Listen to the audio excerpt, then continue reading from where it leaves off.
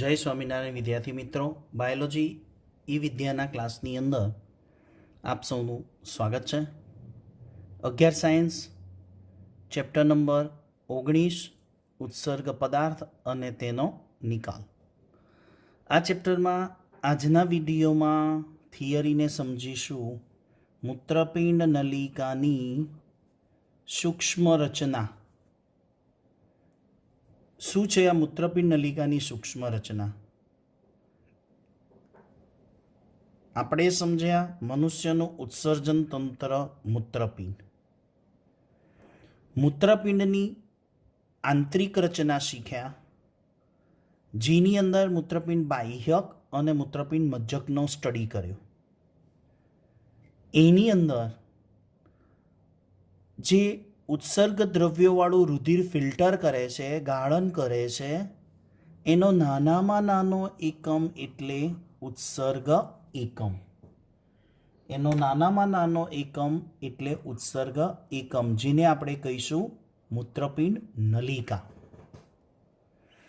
હવે એ ઉત્સર્ગ એકમ વિશે, જે મૂત્રપિંડનો રચનાત્મક એકમ અને ક્રિયાત્મક એકમ કહેવાય. મૂત્રપિંડની રચના પણ ઉત્સર્ગ એકમથી થાય છે અને મૂત્રપિંડ દ્વારા જે ઉત્સર્ગ દ્રવ્યવાળું રુધિરનું ગાળણ થાય છે ને, એ પણ ઉત્સર્ગ એકમ દ્વારા થાય છે. એટલે ઉત્સર્ગ એકમ એટલે જ મૂત્રપિંડ નલિકા. હમણાં આકૃતિ દ્વારા સમજીશું. અને મને ખ્યાલ છે ત્યાં સુધી એસએસસીની અંદર ધોરણ 10ની અંદર આનો થોડો ઘણો અભ્યાસ તમે કરી ગયા છો. જરા હિન્ટ આપું, તમે આકૃતિ પણ ડ્રો કરી હશે. બાઉમેન કોથળી, નિકટવર્તી ગૂંચળું, હેલનો પાશ અને દૂરસ્થ ગૂંચળું. યસ, આ એ સમગ્ર વિસ્તાર છે જેને આપણે મૂત્રપિંડ નલિકા કહીશું, ઉત્સર્ગ એકમ કહીશું. કેટલા છે એની સંખ્યા? 10 લાખ પ્રતિ મૂત્રપિંડ. એટલે કે એક મૂત્રપિંડની અંદર 10 લાખ ઉત્સર્ગ નલિકાઓ આવેલી છે, મૂત્રપિંડ નલિકાઓ આવેલી છે. કેટલી? 10 લાખ. નીટમાં એમસીક્યુ પૂછાયો હતો કે કરશનભાઈ છે અથવા તો મગનભાઈ છે અથવા મનુષ્ય છે, તો મનુષ્યની અંદર કેટલી મૂત્રપિંડ નલિકાઓ આવેલી હોય? 10 લાખ કે 20 લાખ કે 5 લાખ? તો શું જવાબ અપાય? કોમેન્ટ બોક્સમાં લખજો કે મનુષ્યમાં મૂત્રપિંડ નલિકાઓની સંખ્યા કેટલી હોય. ચલો, એ મૂત્રપિંડ નલિકાની લંબાઈ કેટલી છે? માત્ર 3 સેન્ટીમીટર. 3 સેન્ટીમીટર એટલે તમે ફૂટપટ્ટીની અંદર 3 સેન્ટીમીટર જોજો કેટલી લંબાઈ થાય છે. એકદમ નાની સૂક્ષ્મ રચના કહેવાય. એ આપણા શરીરમાં રુધિરનું ગાળન કરે છે, કચરાવાળું રુધિર, ઉત્સર્ગ દ્રવ્યોવાળા રુધિરનું ફિલ્ટરેશન કરે. ઓકે, નેક્સ્ટ રચના એની સમજવા જઈએ તો એ જટિલ નલિકામય રચના છે. તો મૂત્રપિંડ ઉત્સર્ગ એકમ જે જટિલ નલિકામય રચના છે, એમાં એક છે રુધિર કેશિકા ગુચ્છ, બીજું છે મૂત્રપિંડ નલિકા. રુધિર કેશિકા ગુચ્છમાં અંતર્વાહી ધમનિકા, બહિર્વાહી ધમનિકા અને કેશિકા ગુચ્છ. છતાં રેફરન્સ પ્રમાણે જો સમજવા જઈએ ને, તો આપણે એ ઉત્સર્ગ એકમ જે છે સમગ્ર, એને 2 ભાગમાં વેચી કાઢીએ. નંબર 1 માલ્પિઘ્યન કાય. શું બોલાય? માલ્પિઘ્યન કાય. બીજા ભાગમાં વેચીએ મૂત્રપિંડ નલિકા, એટલે નલિકામય વિસ્તાર. માલ્પિઘ્યન નલિકામાં 2 ભાગ આવશે, બાઉમેન કોથળી અને રુધિર કેશિકા ગુચ્છ. બાઉમેન કોથળી અને રુધિર કેશિકા ગુચ્છથી રચના કોની થાય? માલ્પિઘ્યન કાયની. મૂત્રપિંડ જે નલિકા છે એમાં નિકટવર્તી ગૂંચળામય ભાગ, હેલેનો પાશ, દૂરસ્થ ગૂંચળામય ભાગ, હેલીનો પાસ છે એમાં અવરોહી ભાગ અને આરોહી ભાગ. અહીંયા જરા ડ્રો કરું છું આકૃતિ. આ છે બાઉમેન કોથળીનો ભાગ, પ્યાલા જેવો. આ ભાગ છે નિકટવર્તી ગૂંચળામય ભાગ, અને અહીંયાથી આ શરૂ થાય હેલીનો પાશ, અવરોહી. આ નીચે ઉતરે છે એટલે અવરોહી કહેવાય, આ ઉપર ચડે છે એટલે આરોહી કહેવાય, અને આ દૂરસ્થ ગૂંચળામય ભાગ. જો ઉત્સર્ગ એકમના જે સમગ્ર વિસ્તાર છે, માલ્પીજિયન કાય, મૂત્રપિંડ નલિકા, માલ્પીજિયન કાયમાં બાઉમેન કોથળીને રુધિરકેશિકા ગુચ્છ, મૂત્રપિંડ નલિકાની અંદર નિકટવર્તી હેલિનોપાસ અને દૂરસ્થ ગૂંચળામય, એની સમગ્ર આકૃતિની સમજ અને થિયરીની સમજ તમને અહીંયા ડ્રો કરીને સમજાવું છું. બાકી થિયરીમાં જે અહીંયા સમજાવું એ પ્રમાણેની થિયરી તમારે લખવાની અને સમજવાની. આકૃતિ ઉપરથી સમગ્ર ટૂંક નોંધને સમજીશું. નામ નિર્દેશન સાથે આકૃતિ સરસ રીતે ડ્રો કરી છે, જે તમને વિડીયો સ્ક્રીન ઉપર દેખાય છે. બધાએ જ આ રીતે સારી રીતે સાયન્ટિફિક, વૈજ્ઞાનિક રીતે સાચી અને સપ્રમાણ આકૃતિ દોરવાની. ચલો શરૂ કરીએ. Let see. એના દ્વારા જ આકૃતિ દ્વારા બધા જ ભાગોને આપણે સમજી લઈએ. ઓકે, ચલો. મૂત્રપિંડ નલિકાની અંદર પહેલો જ ભાગ આપણે કીધો પ્યાલા જેવો ભાગ.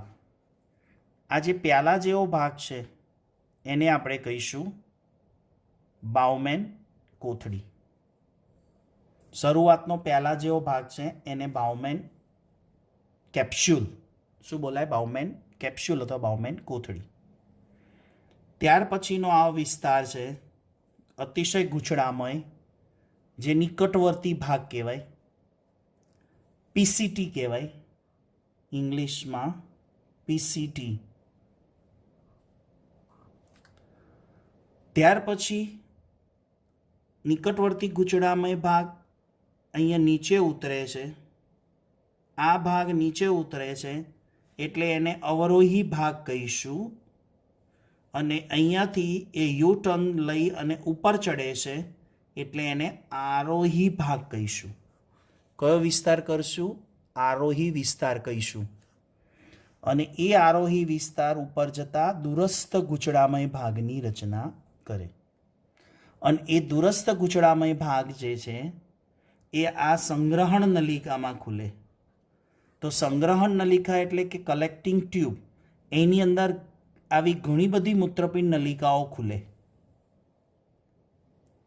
ઓકે, હવે એક અગત્યની વસ્તુ એ સમજાવવાની, અહીંયા એક આડી લાઈન ડ્રો કરી છે જે દેખાય તમને. એમાં તમારે શું સમજવાનું છે કે આ લાઈનની આ ઉપરનો ભાગ અને આ લાઈન છે એની નીચેનો ભાગ. એટલે કે મૂત્રપિંડ બાહ્યકમાં કયા વિસ્તાર આવેલા છે અને મૂત્રપિંડ મજ્જકમાં કયા વિસ્તાર આવેલા છે. આજે આપણે આકૃતિ શીખ્યા એમાં આ બાહ્યક છે અને આ વચ્ચે પિરામિડ જે દેખાય છે એ મજ્જક છે. તેમાં નલિકા ક્યાં છે? સમજવાનું એ છે કે આ બાહ્યક અને મજ્જકની અંદર જે આપણને ભાગ દેખાય છે એમાં મૂત્રપિંડ નલિકા છે ક્યાં? તો એને સમજો. અહીંયા હું એક રફ આકૃતિ દ્વારા પહેલા સમજાવું.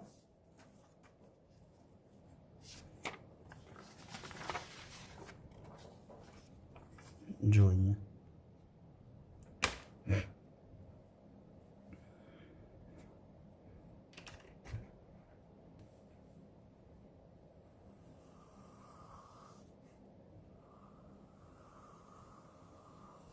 આ આપણે મૂત્રપિંડનો શું કહીએ છીએ, ઊભો છે,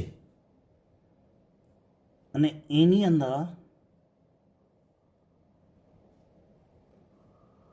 આ શું આવેલા છે? પિરામિડ, રિનલ પિરામિડ છે. હવે જો બરાબર ધ્યાનથી જોજો, આ કયો ભાગ છે? બાહ્યકનો વિસ્તાર છે. અને વચ્ચે સેન્ટરમાં કયો હોય બધો? મચ્છક. આ જે ડ્રો કર્યો એ બાઉમેન કોથળી છે, આ નિકટવર્તી ગૂંચળું છે, આ હેલીના પાસનો અવરોહી અને આરોહી ભાગ, આ બહાર આવ્યું એ દૂરસ્થ ગૂંચળામય ભાગ, એ સંગ્રહણ નલિકામાં ખુલે. સંગ્રહણ નલિકા અહીંયાથી આવી રીતે. તો જો બાહ્યક વિસ્તારની અંદર કયો ભાગ છે? બાઉમેન કોથળી, દૂરસ્થ ગૂંચળામય, આ નિકટવર્તી ગૂંચળામય અને દૂરસ્થ ગૂંચળામય ભાગ. તો મૂત્રપિંડ બાહ્યકમાં કયા ભાગો આવે મૂત્રપિંડ નલિકાના? બાઉમેન કેપ્સ્યુલ, પીસીટી એટલે નિકટવર્તી ગૂંચળું અને દૂરસ્થ ગૂંચળું. બરાબર? એટલે અહીંયા આડી લાઈનની અંદર તો મજ્જકમાં માત્ર કયો વિસ્તાર થયો?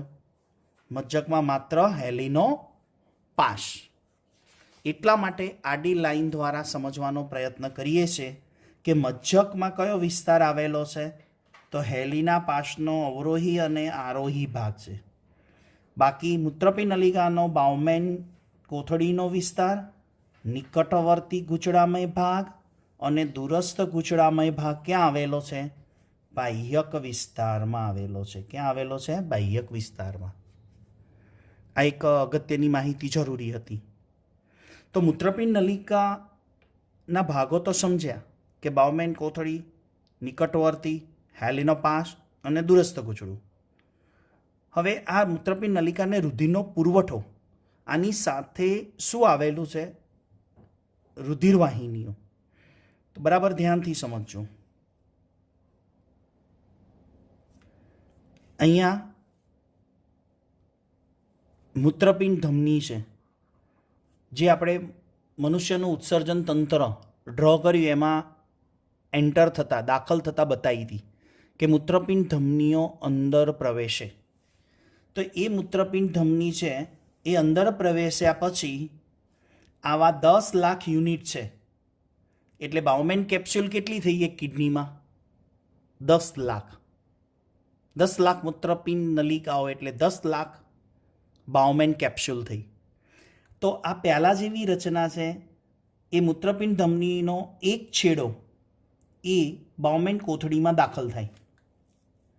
એ જે છેડો રુધિરવાહિનીનો એટલે કે મૂત્રપિંડ ધમનિકાનો નાનો ભાગ, જેને ધમનિકા કહેવાય, મૂત્રપિંડ ધમનીની શાખાને મૂત્રપિંડ ધમનિકા કહેવાય. પણ એ મૂત્રપિંડ ધમનિકા બાઉમેન કોથળીમાં દાખલ થાય છે માટે એને અંતરવાહી ધમનિકા બોલાય. મૂત્રપિંડ ધમની છે એની શાખા મૂત્રપિંડ ધમનિકા જ કહેવાય. પણ એ મૂત્રપિંડ ધમનિકા બાઉમેન કોથળીમાં અંદર એન્ટર થાય છે એટલે એનું નામ આપ્યું છે અંતરવાહી ધમનિકા. અને અંતરવાહી ધમનિકા અંદર દાખલ થયા પછી એનું નાનું રુધિર કેશિકાનું ગુચ્છ બનાવે. અંતરવાહી ધમનિકા બાઉમેનની કોથળીમાં દાખલ થઈને પાતળી રુધિર કેશિકાનું ગૂંચળું બનાવે. એટલે બાઉમેન કોથળી અને રુધિર કેશિકા ગુચ્છ, આ બાઉમેન કોથળી અને રુધિર કેશિકા ગુચ્છ, આ આખા સમગ્ર યુનિટને શું બોલાય? માલ્પિગિયન કાય બોલાય. શું બોલાય? માલ્પિગિયન કાય. તો માલ્પિગિયન કાય ઇઝ ઇક્વલ ટુ બાઉમેન કોથળી વત્તા રુધિર કેશિકા ગુચ્છ. ઓકે. હવે એ રુધિર કેશિકા ગુચ્છ બહારની તરફ ધમનિકા બનીને બહાર આવે, જેને આપણે બહિર્વાહી ધમનિકા તરીકે ઓળખીશું. That's clear? બાઉમેન પ્યાલામાં એટલે બાઉમેન કોથળીની અંદર જે ધમનિકા અંદર દાખલ થાય એને અંતરવાહી ધમનિકા, અને જે ધમનિકા બહારની બાજુ નીકળે એને બહિર્વાહી ધમનિકા. એક નોંધ યાદ રાખવાની, અંતરવાહી ધમનિકા અને બહિર્વાહી ધમનિકામાં એક ડિફરન્ટ છે. એ ડિફરન્ટ તમે ક્યાંય નોંધી લેજો.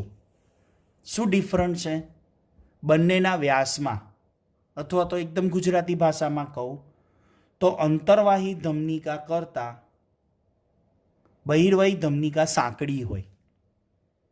એનો અર્થ અંતરવાહી ધમનિકા પહોળી છે જ્યારે બહિર્વાહી ધમનિકા સાંકડી છે. એટલે બહિર્વાહી ધમનિકાનો વ્યાસ અંતર્વાહી ધમનિકા કરતાં નાનો હોય. એનું રીઝન છે. શા માટે એવું આપ્યું? અંતર્વાહી ધમનિકા સાંકડી છે અને બહિર્વાહી ધમનિકા સાંકડી છે અને અંતર્વાહી ધમનિકા પહોળી છે. શા માટે? એનું રીઝન આગળ જતાં સમજાઈશ. આગળ બહિર્વાહી ધમનિકા બહાર નીકળી અને આ નિકટવર્તી ગૂંચળું હેલિનોપાસ દૂરસ્થ ગૂંચળાની ફરતે એ એક રુધિર કેશિકાની ઝાડ બનાવે. પણ આપણે આકૃતિમાં એવી કોઈ ઝાડ અત્યારે ડ્રો કરી નથી, કારણ કે આપણને બધા ભાગો વ્યવસ્થિત સમજવા ન મળે.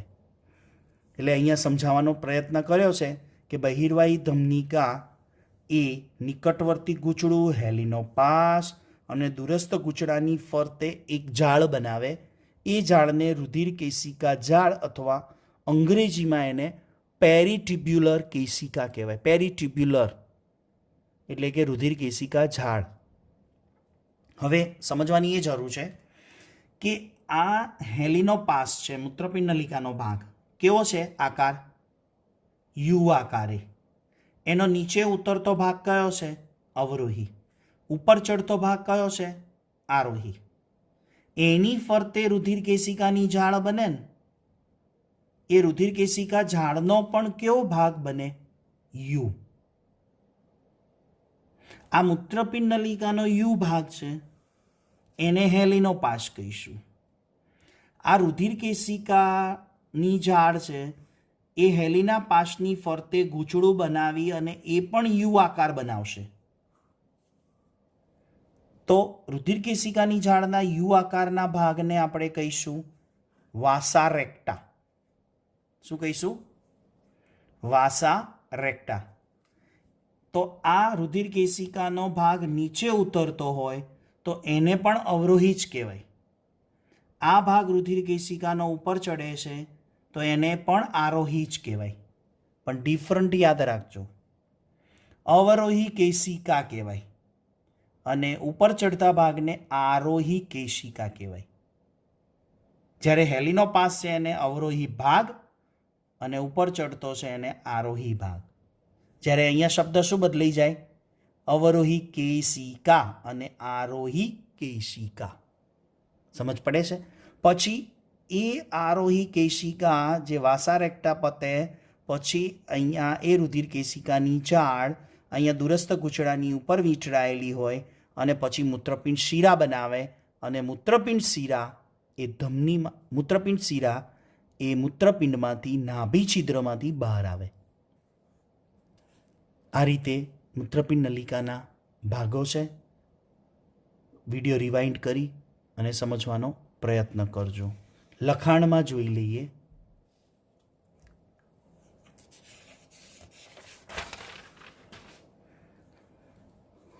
આગળ સમજાયું એ પ્રમાણે પહેલો ભાગ માલ્પિગિયન કાય.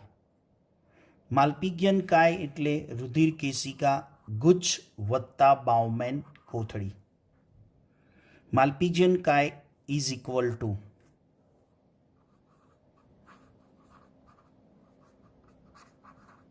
રુધિર કેશિકા ગુચ્છ વત્તા બાઉમેન કોથળી, જેને માલ્પિગિયન કાય યાદ રાખજો. માલ્પિગિયન કાય અને માલ્પિગિયન નલિકા બેમાં ડિફરન્ટ છે. ફરી બોલું છું, માલ્પિગિયન કાય અને માલ્પિગિયન નલિકા બંનેમાં ફેર છે. માલ્પિગિયન નલિકા ક્યાં હોય? કોમેન્ટ બોક્સમાં જણાવશો. રુધિર કેશિકા ગુચ્છ છે જે મૂત્રપિંડ ધમની તમને કીધું એની શાખા પડે એને અંતર્વાહી ધમનિકા કહેવાય. અંતર્વાહી ધમનિકા બાઉમેનના પોલાણમાં જઈ બાઉમેન કોથળીના પોલાણવાળા ભાગમાં રુધિર કેશિકાની ઝાડ બનાવે. એ રુધિર કેશિકાની ઝાડ બહાર નીકળીને બહિર્વાહી ધમનિકા બનાવશે. આ રીતે રુધિર કેશિકા ગુચ્છ બને છે. બાઉમેન કોથળી એ મૂત્રપિંડ નલિકાનો શરૂઆતનો ભાગ છે. પ્યાલા જેવો, બંધ પ્યાલા જેવી રચના.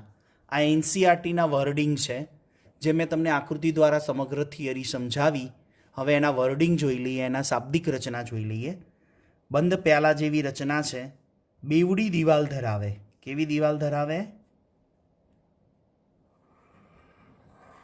બેવડી દિવાલ ધરાવે છે. આ બે પડની દિવાલ થઈ. અંદર જે કોષો છે બધા અધિચ્છદીય કોષો છે અને એમાં અધિચ્છદીય કોષોની વચ્ચે છિદ્ર જેવી રચના છે. આ અધિચ્છદીય કોષો છે.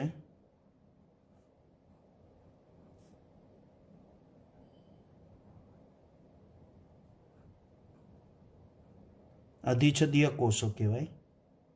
એની વચ્ચે આ છિદ્ર જેવી રચના છે. આ કોષો વચ્ચે છિદ્ર જેવી રચના બનાવે, એટલે કે બે કોષોની વચ્ચે એક જગ્યા છે જેને છિદ્ર કહેવાય. એ છિદ્રને પોડોસાઇટ કહેવાય. શું બોલાય? પોડોસાઇટ. જેમ ગરણી હોય ને, એમ ગરણીમાં નાના નાના શું હોય છે? જાળી, છિદ્રો. એને અહીંયા મૂત્રપિંડ બાઉમેન કોથળીના પોલાણમાં એવા પોડોસાઇટ કહેવાય, જેને સૂક્ષ્મ અવકાશ કહેવાય અથવા ગાળણ છિદ્ર તરીકે ઓળખાય. આ ચોપડીના લખાણ છે. આકૃતિ દ્વારા તો થિયરી સમજાવી, લખાણો દ્વારા સમજી લઈએ. હવે બીજો ભાગ આપણે સમગ્ર કહીએ મૂત્રપિંડ નલિકા એટલે નલિકામય વિસ્તાર. પહેલો ભાગ નિકટવર્તી ગૂંચળામય ભાગ, જેને પીસીટી કહેવાય. એનું સ્થાન ક્યાં છે? બાઉમેન કોથળી પછીનો નજીકનો વિસ્તાર. બાઉમેન કોથળીની પછીનો નજીકનો વિસ્તાર. આ બાઉમેન કોથળી એની પછીનો નજીકનો વિસ્તાર આ શું કહેવાય? પીસીટી, નિકટવર્તી ભાગ. અને એની દિવાલની અંદર આવા શું આવેલા છે? સૂક્ષ્મ રસાંકુરણો. યાદ રાખજો. રચના કેવી છે? ગૂંચળામય છે. એની અંદરની સપાટી પ્રવર્ધમય સપાટી છે. અંદરની સપાટી દાખલા તરીકે અહીંયા હું આ પીસીટી એટલે નલિકામય ભાગ દોરું છું, પણ એની અંદરની સપાટી ઉપર આવા આંગળી જેવા પ્રવર્ધો હોય છે. જેમ યાદ કરાવું તમને કે આંતરડામાં તમે શીખ્યા હશો કે આવા રસાંકુરણો હોય. યસ, એ આંતરડાની દિવાલમાં નાના આંતરડાના શેષાંતરના ભાગની અંદર જેવા રસાંકુરણો હોય એવા જ સૂક્ષ્મ રસાંકુરણો અહીંયા નિકટવર્તી ગૂંચળામાં છે, જેને નીટમાં યાદ રાખજો બ્રશ બોર્ડર કહેવાય. શું કહેવાય? Brush border.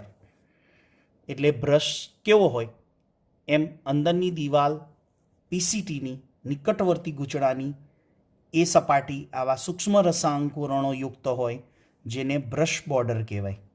અને એ કોષો કયા હોય? ઘનાકાર અધિચ્છદીય કોષો હોય.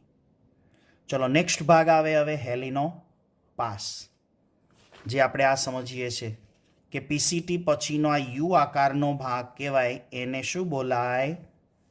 હેલિનો પાસ. નિકટવર્તી અને દૂરસ્થ ગૂંચળાની વચ્ચેનો વિસ્તાર યુ આકારે ગોઠવાયેલો હોય એને હેલિનો પાસ કહેવાય, જે બે ભાગ ધરાવે. એક ભાગ જે છે અવરોહી ભાગ છે, જે પાતળો છે અને દૂરના ભાગે સાંકળો બને.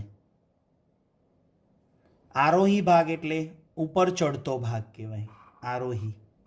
અને અવરોહી એટલે નીચે ઉતરતો ભાગ. જાડો ભાગ છે અને એની પહોળાઈ કેટલી હોય? નિકટવર્તી ગૂંચળામયના જેટલો પહોળો ભાગ હોય. છેલ્લે દૂરસ્થ ગૂંચળામય ભાગ ડીસીટી, એનું સ્થાન હેલિના પાસના આરોહી ભાગ પછી. તો આ હેલિનો પાસ છે. હેલિના પાસ પછીનો આ જે વિસ્તાર છે, અહીંયા સુધી આપણે એને આરોહી ભાગ કહીશું, અહીંયા સુધી એને અવરોહી ભાગ કહીશું. આ યુ આકારનો ભાગ હેલિનો. ત્યાર પછી દૂરસ્થ ગૂંચળામય ભાગ શરૂ થાય છે. એ ખૂબ જ ગૂંચળામય હોય છે અને ક્યાં ખુલે? સંગ્રહણ નલિકામાં ખુલે. ત્યાર પછી દૂરસ્થ ગૂંચળું ક્યાં ખુલે છે? સંગ્રહણ નલિકામાં. તો આ સંગ્રહણ નલિકા છે, જે સંગ્રહણ નલિકા બાહ્યક અને મજ્જક બંનેમાં હોય. સંગ્રહણ નલિકા છેવટનો વિસ્તાર કહેવાય. એ સંગ્રહણ નલિકા ઘણી સંગ્રહણ નલિકા કેલાઇસિસ બનાવે. કેલાઇસિસ એ મૂત્રપિંડ મજ્જક પિરામિડ, એમાં મૂત્રપિંડ નિવાપમાં ખુલે, મૂત્રપિંડ નિવાપ મૂત્રવાહિનીમાં ખુલે, મૂત્રવાહિની મૂત્રાશયમાં ખુલે અને મૂત્રાશય દ્વારા મૂત્રનો નિકાલ થાય. જે આગળ સમજાવ્યું એ બે ભાગ પાડ્યા, મૂત્રપિંડ બાહ્યકમાં અને મૂત્રપિંડ મજ્જકમાં. મૂત્રપિંડ બાહ્યકમાં કયા ભાગ છે? માલપિજ્જનકાય, પીસીટી અને ડીસીટી. જ્યારે મજ્જકમાં માત્ર કયો વિસ્તાર આવેલો હોય? હેલિનોપાશ. તો મૂત્રપિંડ નલિકા એ નાનામાં નાનો ઉત્સર્ગ એકમ કહેવાય, જે મૂત્રપિંડનો રચનાત્મક અને ક્રિયાત્મક એકમ છે, માનવ ઉત્સર્ગ એકમ. તો આ આકૃતિ દ્વારા આપણે મૂત્રપિંડ નલિકાની રચનાને શીખ્યા. જ્યાં કોઈ ક્વેરી, કોઈ ક્વેશ્ચન થાય તો એને ઝૂમ લેક્ચર ઉપર આપણે એના ડાઉટ સોલ્વ કરીશું. તો આશા રાખું છું કે આ વિડીયો દ્વારા તમને સમજાયું હશે. છતાં પણ વિડીયો જોયા પછી ચોપડીની લાઈન વર્ડ ટુ વર્ડ વાંચવાના. કોઈ ક્વેરી હોય તો એને આપણે ઝૂમ ઉપર સોલ્વ કરશું. આવતા વિડીયો લેક્ચર સુધી સૌ વિદ્યાર્થી મિત્રોને HP સરના જય સ્વામિનારાયણ.